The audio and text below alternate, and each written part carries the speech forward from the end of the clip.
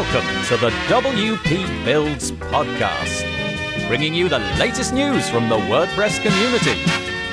Now, welcome your hosts, David Wormsley and Nathan Wrigley. Hello there and welcome once again to the WP Builds podcast. You've reached episode number 345 entitled Don't Make Websites for Friends and Family. It was published on Thursday the 12th of October 2023.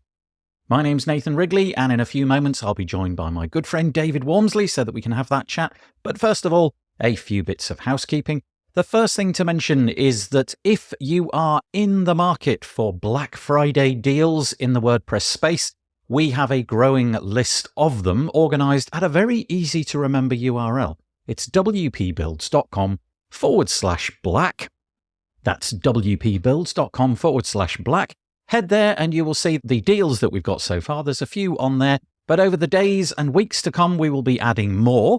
If you have a product, service, or something like that in the WordPress space, there is a button there to add your deal. Please feel free to go and fill that form out, and we will get that onto the page if it's in the WordPress space. The other thing to mention is that you'll probably be able to see on that page there are some sponsor slots right at the top. And if you want to have one of those slots, please click the button in the area at the top and we will get you organised, get you pride of place on that page. That would be really, really nice. Once more, wpbuilds.com/black. The other thing to mention is that I am starting a webinar series all about Gato GraphQL. Now, to be honest, this is a little bit above my pay grade, but Leo, the product founder, is going to be joining us. We're going to be doing 5 episodes, and they are starting next week. The first episode that we've got is going to be on Wednesday, the 18th of October. It's going to be at 3 p.m. UK time at the live page, which is the same for all of the lives that we do, wpbuilds.com/live. Join us there and find out all about the myriad of incredibly complicated things that GraphQL can do for you and your website. The only other thing to mention is that if you have a comment on today's podcast, please use the comment feature on the wpbuilds.com website, wpbuilds.com/ well, I don't know. Go and search for episode number 345. That's going to be the easiest way to find it. The WP Builds podcast is brought to you today by GoDaddy Pro. GoDaddy Pro, the home of managed WordPress hosting that includes free domain, SSL, and 24/7 support. Bundle that with the Hub by GoDaddy Pro to unlock more free benefits to manage multiple sites in one place, invoice clients, and get 30% off new purchases. You can find out more by heading to go.me/WP Builds. And we sincerely thank GoDaddy Pro for their ongoing continued support of the WP Builds podcast. Okay, what have we got for you today? Well, as I said at the top, we've got a podcast episode entitled Don't Make Websites for Friends and Family. I think you probably get the idea. Is this a good idea if you're a freelancer? Perhaps you had no intention when you began your career of becoming a freelance web developer, and this was the easiest way in. It certainly was for David and I. But what are the gotchas? What are the benefits? What are the drawbacks? We discuss it all on the podcast today, and I hope that you enjoy it. Hello, it's the 17th episode of our Thinking the Unthinkable series, and our topic today is Don't Make Websites for Friends and Families. Nathan, this is your topic, so it's a shock to me because it sounds like you're suggesting that people do this as a proper job. Yeah, that's right. I think basically we can stop recording this episode now because the title is the truth. Don't make websites for friends and family. That's all you need to know. Good night. I've enjoyed doing this podcast. No, I think this is a serious thing. I guess the longer that you're doing this work, the less likely this is to be a concern. But as we'll get into it, you'll see that most of us, that's in my impression at least anyway, is that a lot of people who end up doing website design kind of stumble into it. And if you're stumbling into a job, you're probably doing another job at the same time. And so who are your clients going to be? Well, they're the people who you are communicating with because you probably don't have a technique for outreach or anything like that. So you end up doing things for friends, friends of friends, family, relations, dogs, cats, whoever will give you a project. They become your clients. And whether or not that works out is up for debate in this episode.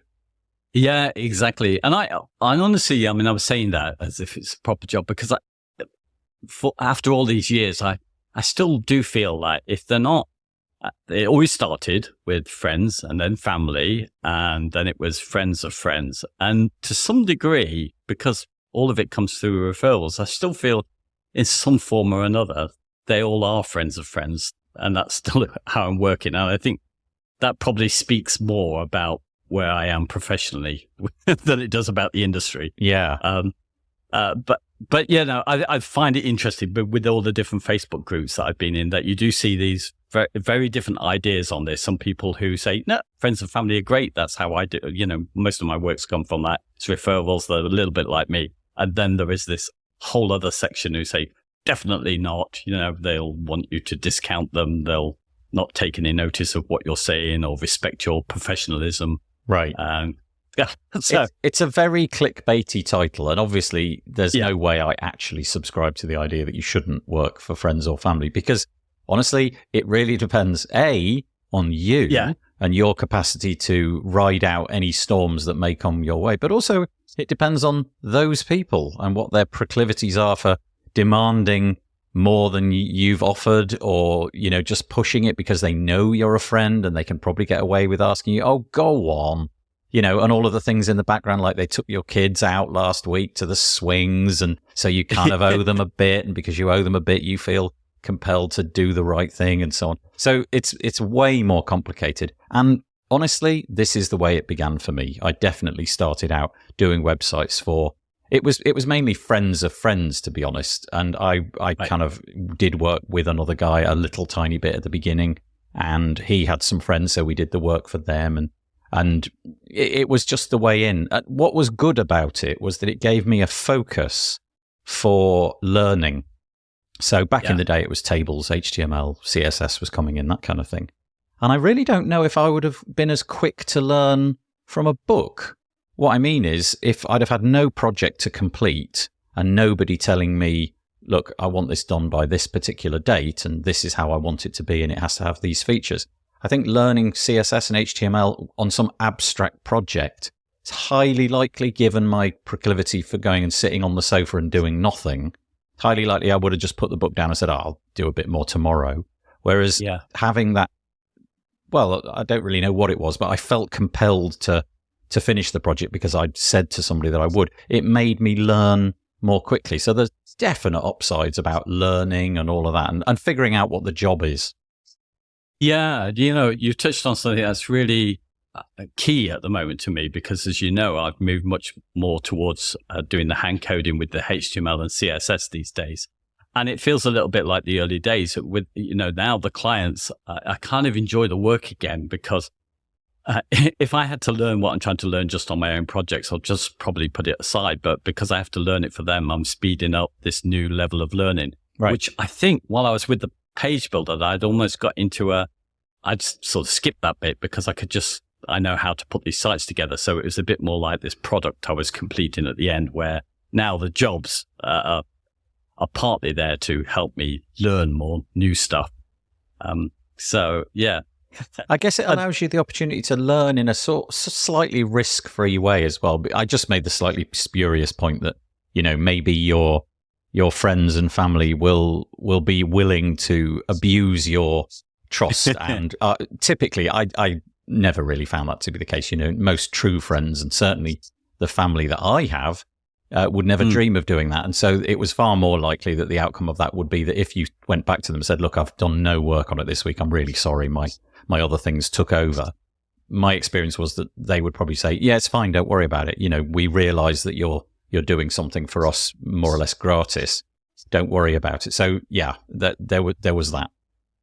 The big thing for me is, particularly, we talked about this on our last series when we was looking at the difference between a traditional and an agile approach. And I think a lot of it, how you might view this will depend on whether you see that you are selling a product, which is this website for this price at this end date, or whether you see you are providing a service. And in my case, with the agile thing, this is an expected long period of time. This is, a very long service where you're working kind of with the client. And I think and I think what most people want is the product. That's what they think they need to ask for. And in my job, going to this agile approach is I have to say, well, actually, I'm not going to build you a product. I'm just going to help you use the web to solve some of your business problems. Let's talk about what they are and let's see how we can go about this. So yeah, the relationship is very different then.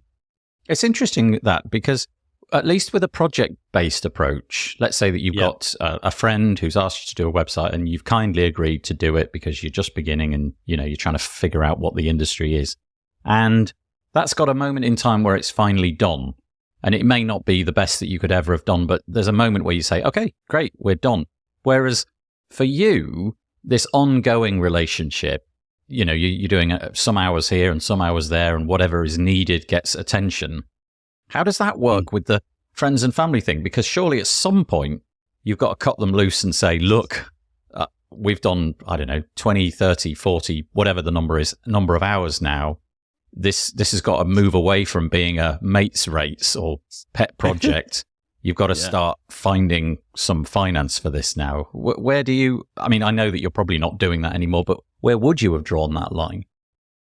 I don't know. I was talking to you before, wasn't I? That one of my things that really started me, I guess, seriously using WordPress was creating this e-commerce site, which actually went for what used to be my old boss. And I didn't do it for any money. He had one already and I wanted to convert it into this WordPress version of it. And it really broke our relationship. Was a really strong one because I was, for no money, trying to sort of lead it towards the direction, but he wasn't ready. And I think from these days, I'm much clearer about what I want people to do, which is to pay me for, my expertise to help them to do something. One stage at a time. So there's not cutting somebody loose. We go as far as they go. So if they come, I say, well, I think the first thing you need to do is to make sure you're going to get some traffic. Are you getting the best traffic? Are you picking the right keywords? And then look at the site if they've got one already and say, how are people going to convert? How are they going to understand what you do and what they need to do next? The UX side of stuff. So I think there's a point with the way that I'm selling things now, there's always a point where someone can lose me. Yeah. And that's how I kind of like it. And I think for me, you often said to me when we were talking before about the agile thing, is you often said, and it's not words I would use, that you're making more friends with the client. You're talking about their business. And I thought, actually, I don't think I am. But I think enemies. No, but I think the point is, when you sell a product, it's like, well, they know what they bought for what the price they've got. That's it. There, you're done. When you sort of selling this kind of ongoing service, what I'm selling for them is to have somebody on their side to help them navigate the best options for the internet for them. And I think that is, I have to be on their side all the time through that, Yeah. And I think that seems more like a friendship, but it's not really. Yeah, I guess friend was probably the wrong word, but it's probably the clumsy use of that word. It was more the fact that you were desirous of communicating with them over and over again. Yes. And typically the people that I want to communicate over and over again with, I would classify as my friends, if you know what I mean. Because if I'm booking a call with you next week and the week after that and the week after that, yes, of course you could be a client. But it felt like the premise of the business and the way that you're moving was to speak to them often, frequently. But yeah, you're quite right. They don't need to be like your best mates or anything, do they? They can still be that separation of, well, you are a work colleague. I do work with you, for you, however you describe it. So yeah, that was slightly clumsy, but it felt as if the friendlier you got, the more likely you were to have success because you could be honest with each other and all of that. Yeah, and I think that's the essence of the agile thing, is the idea that you work with a team of small experts who work as a team. So you have to have that team spirit to work like that, where I think where you sell a product, it generally is someone who's listing their requirements and someone who's going to deliver those requirements on a professional basis. Yeah. So the relationship, I think, is quite different. I think the traditional And the agile is quite different in that kind of level of friendliness. If you have to have team spirit to do an agile, you have to abide by that simple idea that you go through iterations of working as a team where you're not solely responsible for one thing. You both work and work off each other and bounce off each other. So yeah. You've said the words team spirit twice now, and on both occasions I think of Nirvana. I don't know what's going on there. Smells like team spirit. Honestly, I have this kind of spider sense. This is going to sound a bit ridiculous, but I do, on some level, I think there is something to this. I have this ability fairly quickly, and I'm not suggesting it's 100% accurate, but I do rely on it, I think, time and again. This capacity to sort of quickly work out on what level that friendship could happen. So for me, often the enterprise of going to a meeting was to figure out if I could work with them. And the fairly blunt metric of that was, will I get on with you? So you could, I suppose, in a different vernacular, you could describe that will I get on you as, could you be my friend? And I could quickly figure out, usually by just acting like a fool and making some lame jokes and things like that, whether this person would respond favorably to that or whether they'd shot me down and it would be, all business. And it really has proven to be the case over the years that the people who are willing to go with me on that, let's just lark about for a few minutes before we sit at the table and get down to the work, they're the people who I've worked best with. And it really, I could have told you typically within a couple of minutes, this relationship's going to work. This one, I'm not sure about. I'm sensing some sort of coldness here. They seem to be all about the business. There's no capacity to just lark about and, ask questions randomly about anything. And so in that sense, on some level, my ideal client was somebody who I thought you and I could sit in a pub and have a drink. And it really worked for me. It's an interesting thing about friendships. I'm a big fan. I don't know if people will know this out of the UK, but there's a comedian called Ramesh Ranganathan. Oh, he's great. He is brilliant. And I can't really say the things that he said, but he said how he loves the sort of Facebook and stuff like that, because he kind of realized that all these friends that he's known all the time, suddenly they revealed as the D-heads that they are through what they say, and how context is important. So do you know what I mean? You can have really good friendships with people, see them on Facebook and realize that they have all these bizarre values that you don't hold at all, but they've managed to hide from you in their friendship. And I think there's always a danger with this as well, because actually I'm kind of criticizing your method, even though I quite like it's all right. it. I think it's but you know what I mean? In a certain context, you can go, oh yes, so you think you get on with somebody, and then in actual terms of doing the actual work, you realize that they've got a different persona for that particular job. That definitely happened. And just before we click record, I mentioned to you that it definitely didn't work all the time. There were people that I really did think I was going to get along with. And then it as soon as the work actually began, the real thing inside them came out, the monster. And, that typical client from hell kind of thing. So it didn't always work, but mostly my spidey sense worked in that way. So essentially it boils down to, can I waste a bit of time with you? Excuse me. Can I waste a bit of time with you right at the beginning and lark about, tell some jokes? And usually that led into conversations over the years about, I got to know about their family. I would go into their office, and rather than being, right, let's sit down, get the laptops open and work, there'd be conversations in, how your kids doing? Oh, right, and we'd have that toing and froing. And honestly, it seems a little thin, like there's a thin veneer there, a little skin deep, but there was something. And I like that. I like the fact that we were able to just sort of shoot the breeze, and they became friends, in air quotes. I didn't end up spending time in the pub with any of them, I don't think, but at least there was that friendly back and forth. There's some really interesting things that happened, like you and I, how we got together, how we had no idea that we grew up in the same place, literally just miles down the road. Yeah. I've just discovered with a client who's been referring to work and I've done work for before and I get on well with. It's only, now known him for years. it's only this week that I discovered that he also was just up the road from me. Yeah. He grew up in the same place. And you think, it's just, and for some people, I mean, this is something we haven't touched on yet.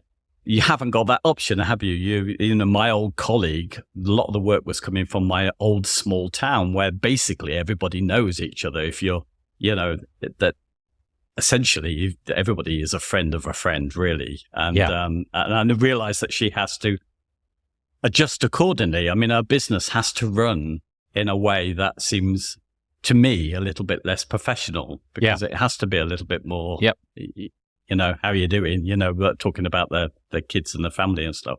Honestly, where I live, if you just pluck some random person out of the town where I live, you know, there's that whole, what's it called? 7 points of contact or something. The idea where you are only 7 people away from knowing anybody on earth. Where I live, it's 1. There's 1 remove. So I can more or less guarantee that if you pick some random person, they will know somebody that I know. And so this whole, you've classed it as nepotism. We'll get onto the sort of more broad nepotism in a minute. But the geography is really crucial where I live. And so you can win work because you're a friend of a friend so straightforwardly, or at least you used to be able to. It's getting a lot harder now that there's, you know, online platforms and people are doing it themselves and all of that kind of stuff.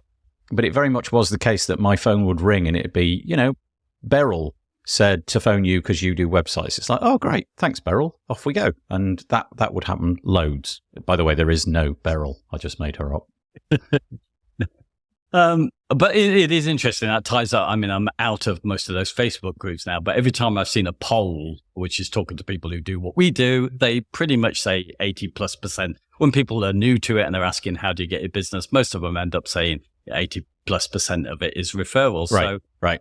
But I also think that means that, and I kind of just become aware of it, that probably we're in a little bit of a bubble. Because even if we don't continue to work for friends and family, probably the people who've referred us to us are of a similar background with a similar set of expectations. And one thing I've always found difficult to kind of understand, when most of the Facebook groups I've been in take a traditional approach to a fixed cost project, and there's a certain approach to do that. And that's the majority of people that I've met in WordPress who do it. And when I went to the agile approach and saw the agile statistics about where they go and look at businesses, apparently 80+% of these companies here, when it comes to web projects, employ an agile approach, which is with no end date, with no set project. So you think, okay, so probably the people that I see are in a bit of a bubble. Yeah, I think that's totally true. Yeah, I think the bubble thing is really true where I live.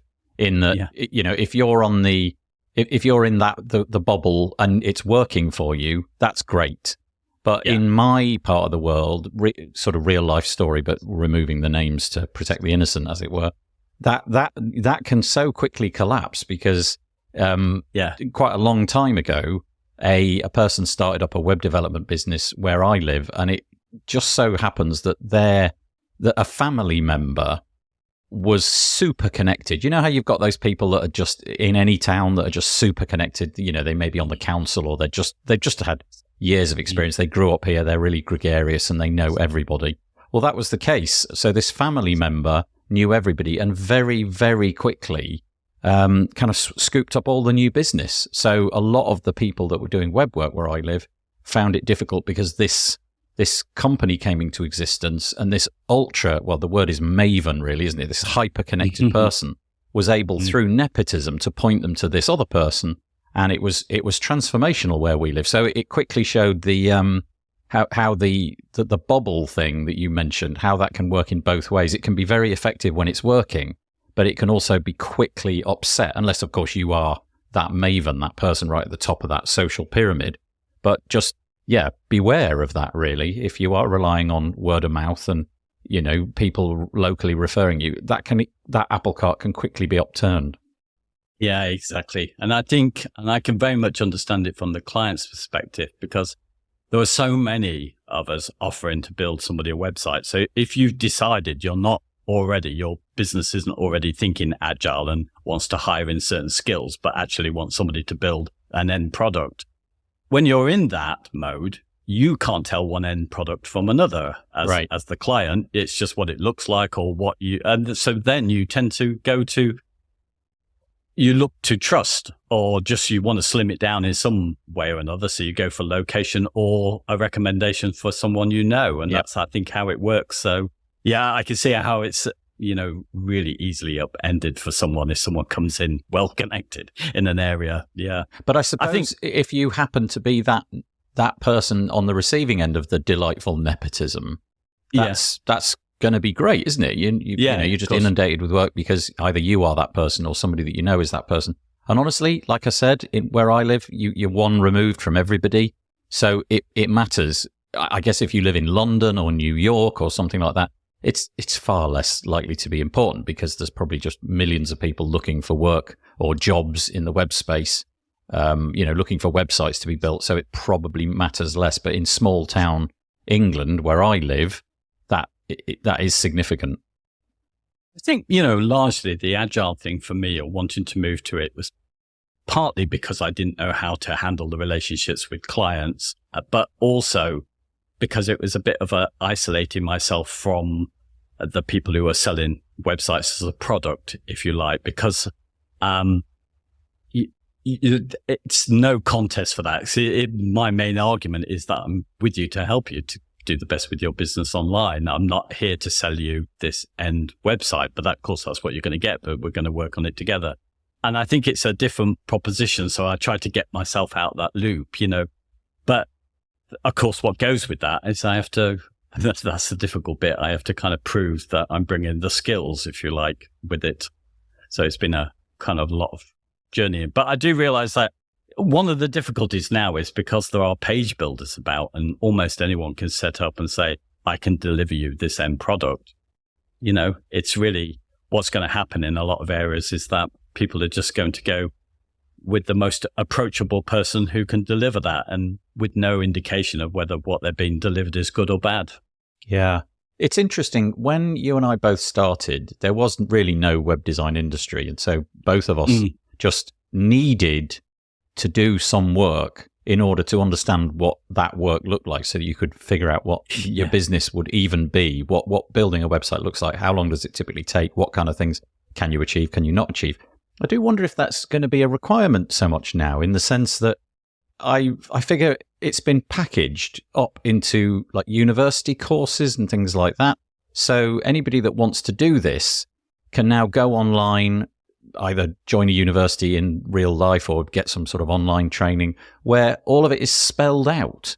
And if it's all spelled out for you and you've got that plan of how to launch your website business, I wonder if people are going to still be relying on friends and family. I mean, you mentioned that 80% of business for the people in those Facebook groups is referrals. It's not quite the same as friends and family potentially, but I do wonder if that whole modus operandi of beginning a website business has died because you've gone through university, they've taught you how to do your accounting, what tools to use, how to pitch yourself, how to create proposals, what your billing should look like and all of that. And I had to make every single one of those things up as I went along. So I wonder if that friends and family thing is even a thing now. I don't know. I mean, there's some clients which I'm losing as I'm changing my business. I mean, the ones that my colleague did, and it's quite interesting to see where they're going. And but the last three, each of them have gone with a WordPress design. They don't particularly need WordPress as such, so they've just happened to again go for WordPress, with new sites being built on Elementor. And all of these three, I had a quick look at who they'd gone with, and all of them were kind of agencies with a number of people. And the nepotism thing was in there because very much it was the son of the person who set it up, who was one of the people, or daughter, who was one of the people on the team and stuff like that. And I thought, it's really interesting. Of those clients that I had, they've gone for pretty much agencies that look like they have the similar level of expertise, using the same tools with the same kind of setup where it's, the fact that family and friends are actually part of the agency, And I don't know, compared to the people I used to follow, and I haven't been following them recently, when I first got interested in this, these were the agencies when you had to hand code, where they were hiring developers or designers for a specific need because they were building, I don't know, university sites or something like that, projects or something, and they weren't using WordPress. And I don't know if university has changed anything there. I mean, for one thing, what you learn in university is probably good for getting employment, but probably not good for marketing to the public. Yeah. That I would really just sort of throwing that out there as a thought experiment. I really haven't yet bumped into anybody in Facebook groups or online who went through that channel. But then again, I don't know how long that's been packaged up as a thing, or indeed if these people just land straight in agencies, straight out of university, because the university as part of the deal is, okay, we will get you some interviews in some high-powered agencies because, that's part of the package that we offer, in which case they would have completely sidestepped anything that you and I do.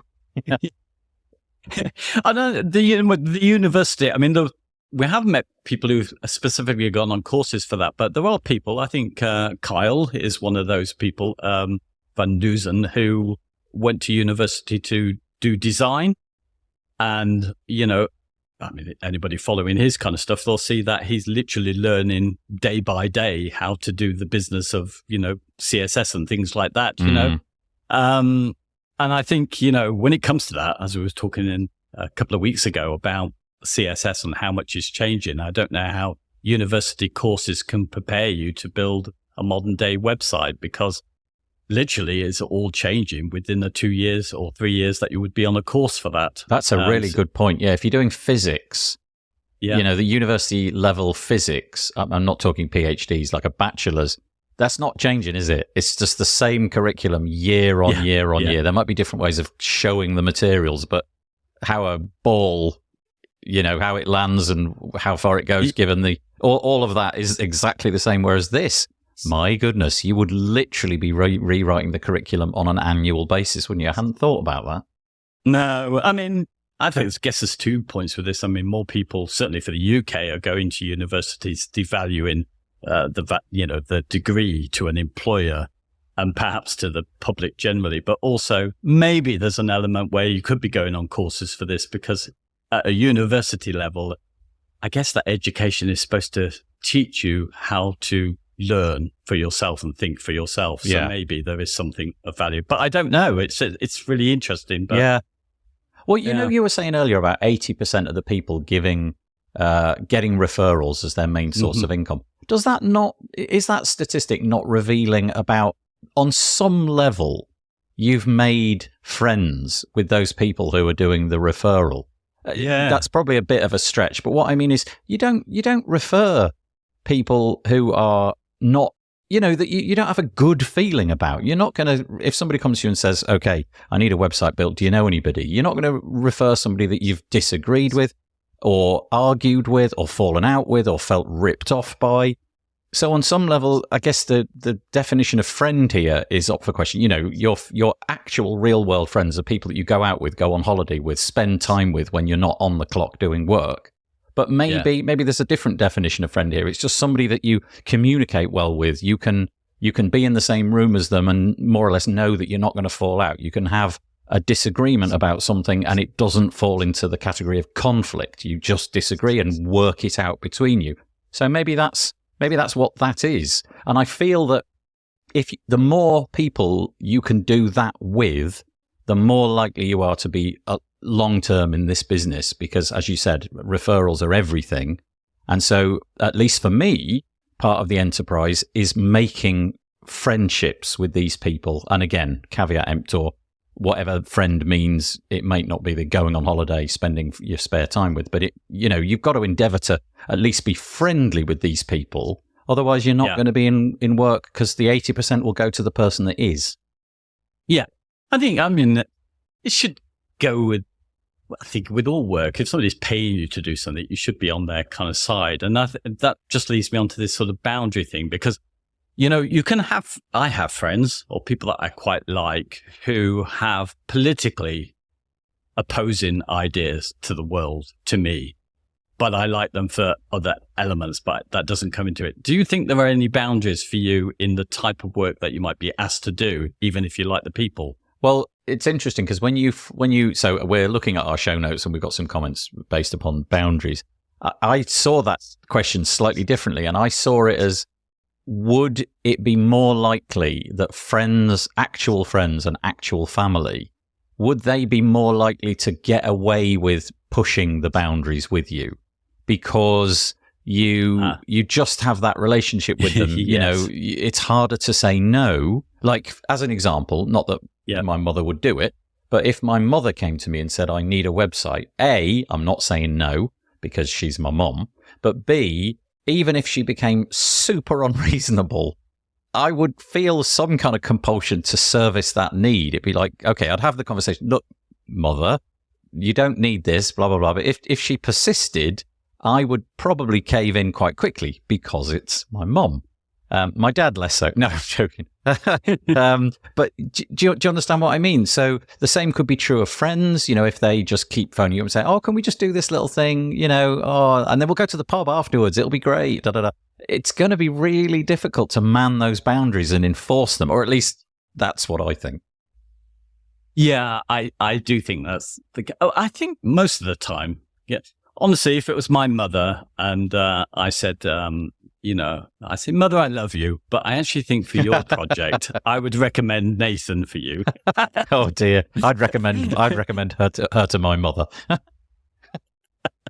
No, but you know what I mean. I would. I'm sort of. I don't have. If I think it might not work, or I might not be the best person for working with them on this thing, or the way that I work isn't good.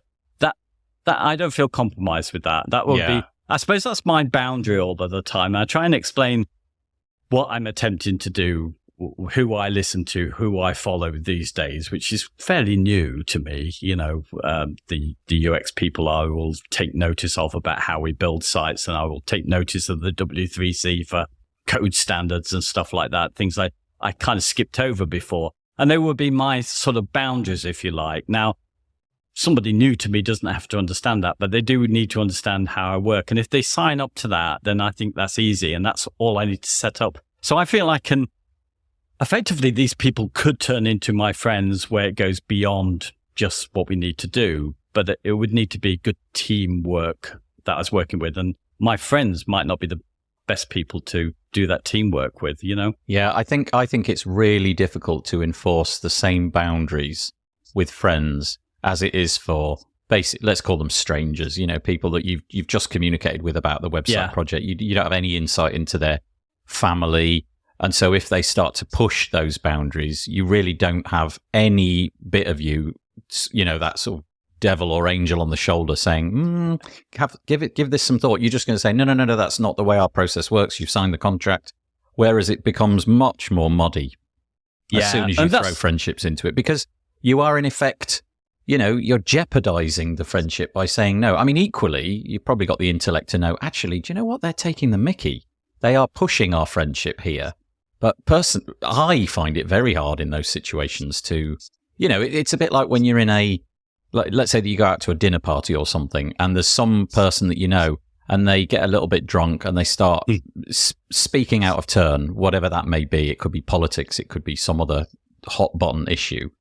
It's very hard to stand up and say, look, shut up. You've said enough. You've offended everybody at this table. Be quiet. What generally happens is everybody just looks at the plate and sort of ignores it. Like, oh God, I hope they sit down in a minute. Or we're going to get our coat. We're going to leave. We're all a bit tired. That kind of thing. It's hard to push back against those friends. I think it's so much harder if you're selling a product for a set price, I think, in those situations, because they will ask for more than what you've agreed to in the contract. And for me, if I'm going this agile approach where they're paying me for my time to try different things out, it's already built into the plan. The agile plan is already that you'll change your mind. Yeah. So actually, that won't work for them in their case, because they'll still end up paying more money. I won't be a block, you know. That's very intelligent. You see, you've got this all figured out. You've spent the last 15 years working this out, and you finally reached the goal where nepotism, boundaries, all of that, they've all gone because you're charging them by the hour. So. It still doesn't really work out, you know, because I feel like because the project hasn't moved on a lot, and I want to do certain things in a way properly and they want certain things, they end up putting more time in. And of course, that's where there might be, the more you like a client, perhaps the more little extra time that you're not charging for them that you might put into. I think that's what's happening with me. It's kind of interesting, isn't it? Because it flips the... Okay, so let's say it's a fixed project. Yeah. If I go into a meeting with somebody and they've paid the deposit and I know what the final figure is and how many hours it should, and all of that, then if I go into their business and the guy that I'm talking to, whoever it may be, if they start like horrendously wasting time and just cracking jokes for like an hour, yeah. I'm starting to think, hang on a minute, wait a minute, I'm paying for this ultimately. Whereas your system really allows for that, doesn't it? It's like if they're cracking jokes for an hour, you're like, this is great. I just got paid for an hour and all we did was tell jokes.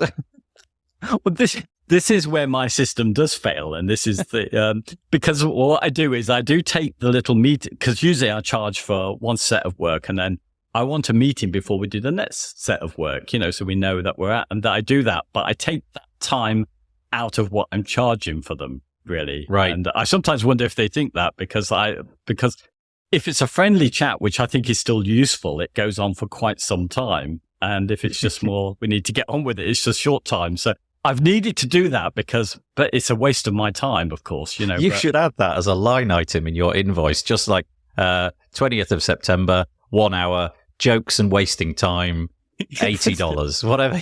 Just see how that goes. Did you hear that some companies like Google, they've decided in their calendar invites now, I think it was Google, they're going to itemize what it costs for each person to be in the meeting. So if you get let's say you get a meeting invite, you're going to know that meeting is going to cost the company, let's say, $1,000 because he's on $300 an hour, she's on $500. You get the point. You can see what that meeting is worth. And I thought that was kind of curious, but also it would kind of destroy the humanity because you've got absolutely no minutes at the beginning for larking about, which is just the antithesis of the way I want to behave. Yeah. But I mean, I have to take these meetings. I mean, if it's a meeting within the time that we're doing something. So if, let's say I have a meeting where we're talking about how we're arranging things on the homepage, that time I consider as the time that they're paying in their chunk. But these meetings, which I should be charging for, but I've found no route to do it, in between, I see that as sort of like getting a new client for the next batch of work. It's not something that you're billing them for. It's that meeting. Like a lost leader kind of thing. Yeah. Yeah. So I do that. But, and what I like about that is that it will allow me, if I've got the time free and I enjoy chatting to them, I will carry on chatting to them because in some way it will help me understand what they're about and what they're hoping to achieve. And you know what? You are chatting to them because on some level, you are creating a friendship. Yes. You are willing to chat with them, swallow the loss, because there's some kind of camaraderie there. Even if it might be focused on the business, even if it is focused on the business, your desire for them to do well must be born out of something akin to friendship. I mean, after all, if you were sworn enemies to somebody, you are not going to be spending that hour with them, endeavoring to make their lives enriched by a website which is going to create wealth for them. So I would contend that on some level, more or less all of this stuff is wrapped around friendships. Having said that, never work for friends or family. Yeah, and I think that's it, isn't it? If the friend and family works for you, I think it's just the same with any work situation. With all of this, I think if you can establish yourself and not be compromised, your professionalism and how you go about things, and then as long as that's in place, true friends anyway would always respect that, wouldn't they? They wouldn't undermine you. Yeah, and, well, after that, you're friends with some people from work and other people you're not. But I do think it's more valued now. Do you not think? Yeah. I think, yeah. Maybe I'm reading too much agile stuff, but I think that the central notion of the idea of team spirit and soft skills have become something. But with AI, I think soft skills will become even more important. That ability to sort of work with others and problem solve. When AI can do so much of the other work for us, I think, So I wonder if people who are listening to this and thinking, I'm never working with friends and family. It's just my idea of living hell. I wonder if you could do mates rates, but in reverse. So your mates rates are double the amount that it would be like just a normal client, because you foresee the consequences. And of course, that is the case. And we haven't really dwelled on it. The capacity for this stuff to literally ruin friendships. And I'm sure that there's stories all over that people could tell about, I embarked on a project with a friend. We've been friends for ages. This web work destroyed what we had as friends because bits of their personality came out. They were inflexible. I became inflexible. I did, you get the point. I wonder how much of that has actually happened. And if that's the case, that's a disaster, because no website is worth the destruction of a friendship, but you can't, unfortunately, there's no way of reading into the future to know that that's going to happen. No, and I have certainly heard of mates rates in reverse, with people saying, I didn't really want this job, so I charged it double what I'd want. And I've done this myself, and they go for it. Yeah. And I think, actually, I won't do that again, because for me now, I feel, there's not the financial pressure to have to take on the work. But I wouldn't do that again, because I think what you're doing is your instincts is telling you not to do this job. Yeah. And so you've racked up the money and then you're stuck with it still. I had a curious situation right at the beginning when I was just beginning. I did a website for a friend, and I won't mention a name or indeed anything about the website because I'm still friends with them. I know they don't listen to this, but nevertheless. And I did them basically a free website. I mean, it took me ages. I was still right at the beginning in that learning phase. And then about 2 years later, it came up for renewal. And I gave them a really competitive quote, and they went with somebody else. I was absolutely gutted. And I remember thinking, boy, that's a bit mean-spirited. It really, honestly, didn't take me very long to get over it. But it just goes to show the kind of the little things that are going on in your head. I saw that as a bit of an affront. Hang on a minute, I built you the previous one for free, and I've given you a really affordable quote, and you've gone with somebody.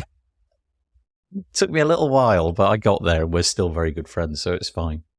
Yeah, I bet that that comment itself will very much appeal, I think, to the people who say never work with their friends and family. There, keep it hard nosed and businesslike, because no good turn, it goes unpunished. Yeah, really, well, maybe on that bombshell we should knock it on the head and say that's it for friends and family. Let us know, give us some comments. It's kind of interesting when that kind of thing happens. We don't know what we're going to do next, do we? But we've got a few to choose from. Let's decide that when we stop recording, shall we?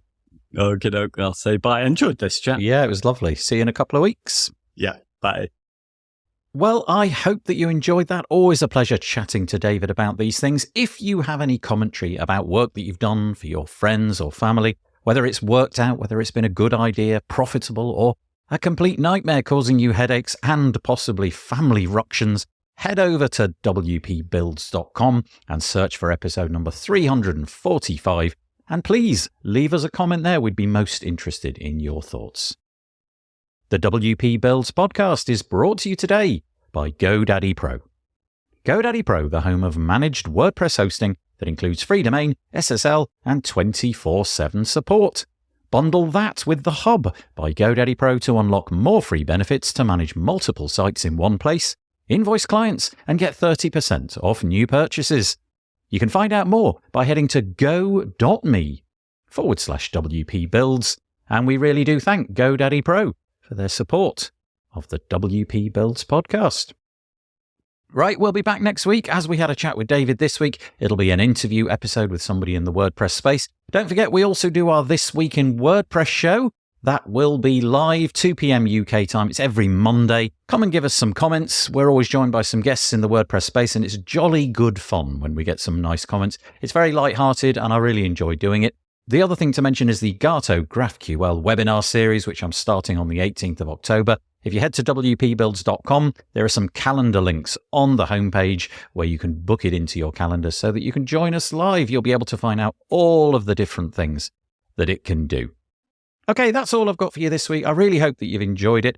Please leave us a review on your podcast player platform of choice. That would be really, really great.